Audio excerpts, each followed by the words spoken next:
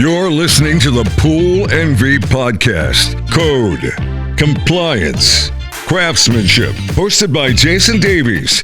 Let's dive in. Most people believe what they want to believe. Blue water means safe pool. Pretty deck means no danger. A heater that turns on means it was installed right. And they cling to that illusion until the day it fails. My job, the part nobody else wants, it's walking into these backyards and telling homeowners the real truth they never saw coming. Because safety's not an option. Safety's not cosmetic. It's not Instagram. Safety is physics, code, grounding paths, pressure, geometry, expansion joints, escutcheons, anchors, and real-world consequences that no one is prepared for. And once you see what I see, you will never, ever look at a pool the same way again. I'm Jason with Pool Envy, licensed in Wisconsin, Texas, and Florida. Basically everywhere I go, I'm good to go. And this is the anatomy of what really happens in your backyard. Let's dive in. Let's start with a universal truth. Every unsafe pool looks great before it kills somebody, shocks someone, floods, explodes, collapses, or gets denied by the insurance. A safe pool is never judged by its water. It is judged by evidence. So let's interrogate your pool. And I'm going to ask you the same questions an adjuster, inspector, or forensics engineer would, give or take. Where are your bonding grid terminations? Who installed your heater, and where's the permit for it? Show me the documentation that your anchors and pool rails are actually tied into the equipotential bonding system. What's the expiration date on your drain covers? Do you know your deck slope and break point? Do you have an expansion joint between the pool shell and the deck? And who can certify it? If you cannot immediately answer those questions, your pool does not look fine. It looks lucky. What I see when I walk into your backyard, those shiny chrome rings around your handrails and ladders, the escutcheons, and the anchors buried in concrete, they're not just decorative hardware. They're part of a conductive assembly. The anchor is what actually gets tied into the equipotential bonding grid. The handrail or ladder socketed into anchor frames becomes part of the bonding system. The escutcheon itself doesn't get a bond wire landed directly on it, but it's still metal in that conductive path. So if your anchors were never bonded into the grid, every person grabbing the wet rail is now a potential return path for stray voltage, instead of being safely pulled into the bonding system. That could hurt. And here's the part that scares me after all these years. I've seen contractors in this very city cement over anchors without ever tying anything in. I've seen brand new commercial pools with ladders that weren't bonded at all.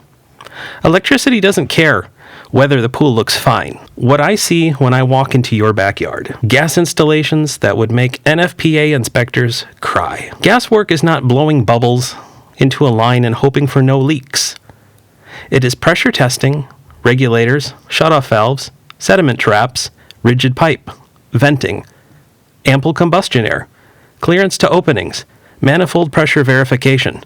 Not my buddy looked it up on YouTube. I once had an electrical inspector show up furious at my job site. Not at me. It's because he came from an inspection by another pool contractor who was doing electrical work without a license. The difference between looks fine and is fine? Well, now you know. Structural and geometric realities. Depth, slope, break, and expansion. This is where you go deep. The part homeowners have never heard. Depth isn't arbitrary. Slope isn't arbitrary. The break in the floor profile, also not arbitrary. You can see where I'm going with this. Every measurement has to align with ANSI APSP standards. Some of the local companies in my town, I've walked into their shells with no expansion joints, plaster delamination, and tile failures so consistent it's practically a signature. I've seen pools winterized by pros with air tools from Harbor Freight and no understanding of hydraulics. No offense, Harbor Freight. $200 winterizing, $10,000 spring repair. This is why I don't fix pools, I fix contractors. Number 4. The fiberglass shock incident. Another contractor in this area installs fiberglass shells. One day, I put my hand in the water and felt a buzz, a hum, a little water tingle. The unmistakable sensation of stray voltage. I, the licensed contractor, was the one who was getting shocked. Irony. And the homeowner had no idea that the danger existed. The investigators list what adjusters look for before they say, denied. Insurance evaluates pools much like crime scenes. Unbonded metal, unlicensed electrical work, unpermitted gas connections, missing expansion joints, improper slope break ratios, delaminated plaster from freeze cycles, expired VGBA covers, no documentation of anything. They don't deny claims because they dislike you. They deny claims because the evidence does not support your version of reality. But here's the turning point, and I want you to really hear this. You are not powerless. You're not struck.